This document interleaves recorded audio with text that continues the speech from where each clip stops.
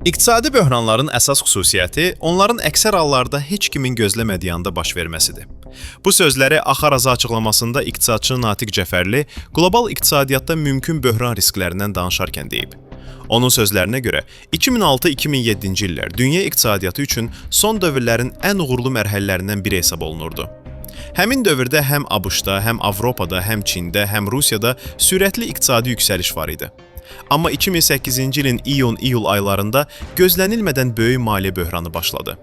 Lehman Brothers qrupunun iflası ilə alovlanan bu proses azı 2 il bütün bazarları silkələdi və dünya ölkələrinin iqtisadi siyasətini köklü şəkildə dəyişməsinə səbəb oldu.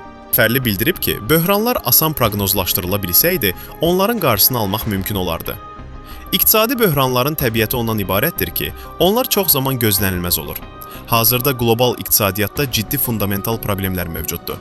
Belə ki, dünya ölkələrinin borc yükü qlobal ÜDM-dən təxminən 3,7-8 dəfə çoxdur. Sadə dillə desək, dünya ildə $100 dəyər yaradırsa, ölkələrin ümumi borcu təxminən $380-dır.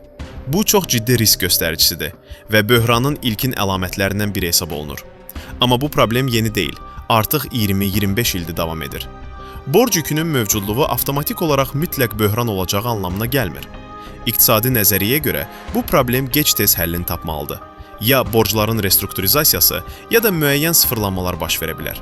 Bu isə dünyada dalğavari iqtisadi təvatümlərə səbəb ola bilər. Amma bunun konkret olaraq 2027-ci ildə baş verəcəyini demək çətindir. Ekspert, Qərb ölkələrində uzun müddətli iqtisadi strategiyaların çatışmadığını da vurğulayıb. Qərb hökumətləri əsasən 4-5 illik seçki dövrlərini düşünür. Uzunmüddətli qeyri-populyar qərarlar verməkdən çəkinirlər. Xərclərin azaldılması və vergilərin artırılması böhrandan çıxışın klassik yoldur. Amma bu addımlar seçicilər arasında narazılıq yaradır. Məhz bu səbəbdən də son 25 ildə borc problemi ildən ilə dərinləşir. Cəfərli 2026-cı ilin iqtisadi baxımdan ziddiyyətli il ola biləcəyini bildirib. Gələn il enerji daşıyıcılarının, xüsusilə neftin qiymətinin ucuzlaşması gözlənilir. Bu il neftin orta qiyməti ötən illə müqayisədə təxminən 20% aşağı düşüb. 2026-cı ildə qiymətin $55-60 səviyyəsində olması ehtimal edilir. Bu proses neft ixrac edən ölkələr üçün problem yaradacaq. Neft ucuzlaşanda inflyasiya azalır, ticarət balansı yaxşılaşır. Amma neftdən asılı ölkələrdə gəlirlər azalır, xərclər daralır. Ölkə iqtisadiyyatı əsasən enerji sektoruna bağlıdır.